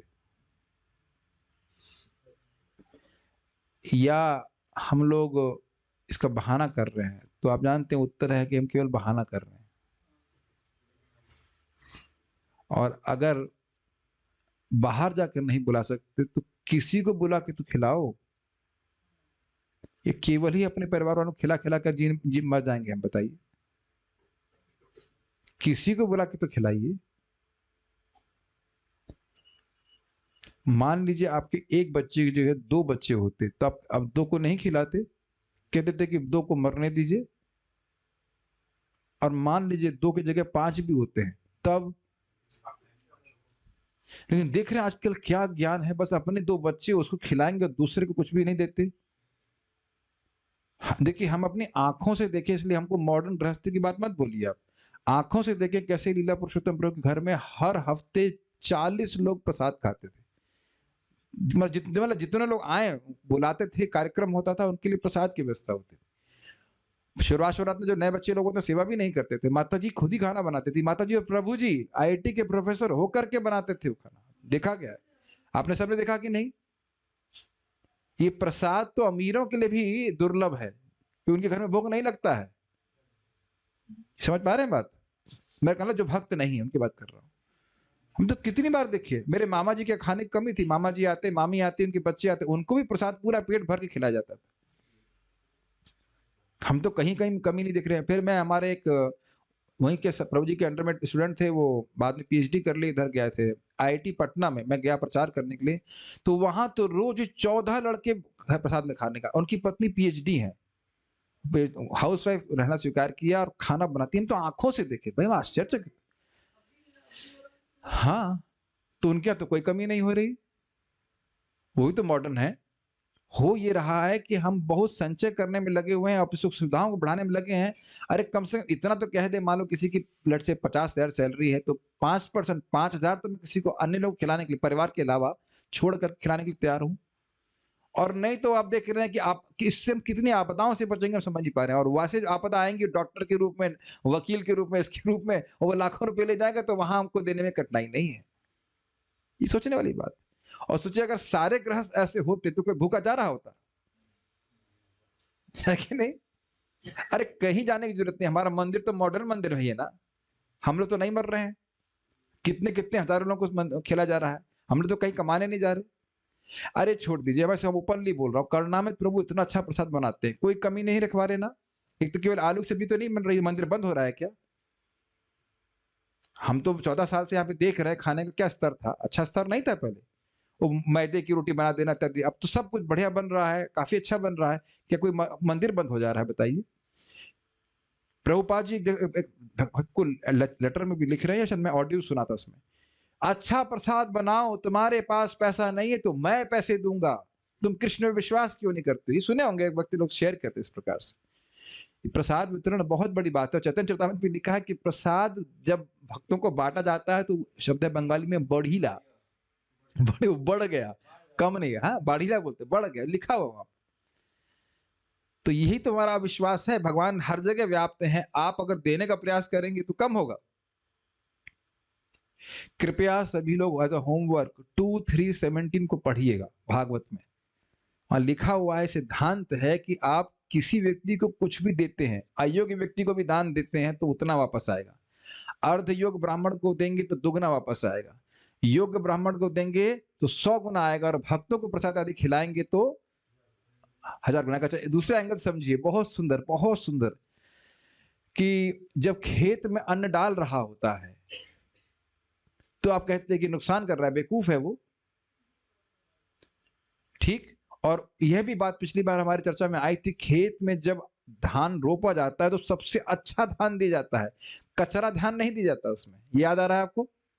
और एक एक धान से कितने कितने और बालियां, बोलेंगे बालियां निकलती हैं। महाराज जी बड़ा सुंदर शब्द बोल रहे थे, परम पूज्य वृंदावन चंद्र महाराज, वैष्णवों के मुख में बो दो। याद आ रहा है आपको?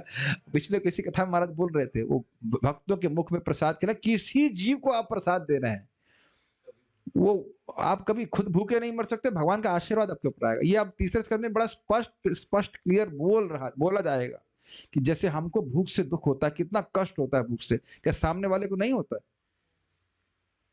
तो जितना आपका सामर्थ्य है, आप ये नहीं कह रहे घर बेच दीजिए, लेकिन 10% निकाल लीजिए प्रसाद वितरण के लिए। कोई भी बहुत अच्छी सेवा है, 10% में, 90% में नहीं जी पाएंगे, और नहीं जी पाओगे तो वो 10%, 10 या 20% डॉक्टर जरूर लेके चला जाएगा ज्यादा, 90% लेके चला जाएगा। हाँ,